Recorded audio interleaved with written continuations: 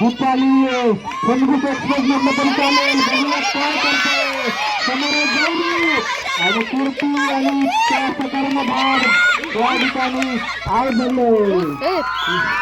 या ठिकाणी भूपालीने एक बाद केलेली आहे.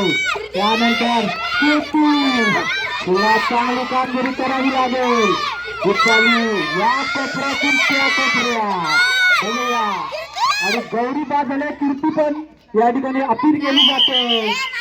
अपील पंचांनी फेटाळलेली आहे.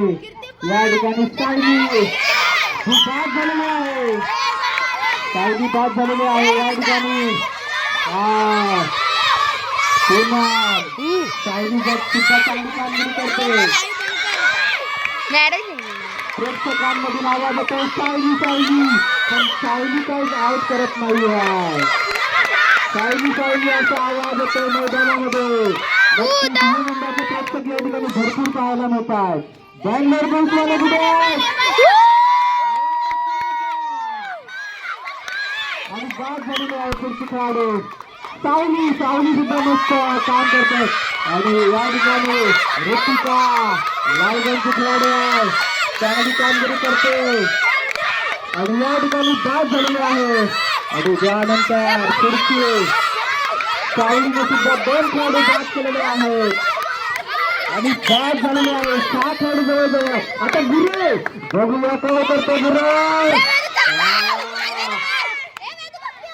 आता संघाची कर्णधार भक्ती देखील बाद झालेले आहे. या ठिकाणी आता ऋजुता आउट झालेली आहे. यानंतर आउट झालेली आहे. पुन्हा एकदा कीर्ती गौरी आणि बघूया गौरीला आउट केला तर तुम्ही 50% मॅच जिंकलात. गौरीला बाद केला. आता खेळूया जबरदस्त कामगिरी करावी लागेल. गौरीला आउट करावी लागेल. जर गौरी बाद झाली तर तुम्ही 50% मॅच जिंकू शकता. या कोपऱ्यातून त्या कोपऱ्यात नक्की आणि 1 पॉईंट अपोजिट टीमला द्यावा लागणार. पंचांचं लक्ष दिसतंय का? या ठिकाणी 1 पॉईंट आतमध्ये जमिनी सोडलेली आहे. 1 पॉईंट द्यावा लागणार आणि गौरी बाद झालेली आहे. पंचांकडे सुद्धा सर्वांचं लक्ष लागलेलं आहे. आणि या ठिकाणी कीर्ती नक्कीच या ठिकाणी गोळा फेकून आमचे खेळाडू सुद्धा दाखल झालेले आहेत आणि एक संपूर्ण टीम या ठिकाणी मैदानात दाखल झालेले आहेत. प्रेक्षक वाढतायत. सामन्याची काही सेकंदच बाकी दिसत आहेत आणि या ठिकाणी कीर्ती आणि गार्गी बघूया.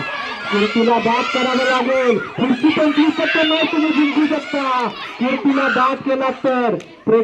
त्यानंतर आता पुढे धावण्याची खेळाडू मनाली जबरदस्त कीर्तीला बाद केलेला आहे.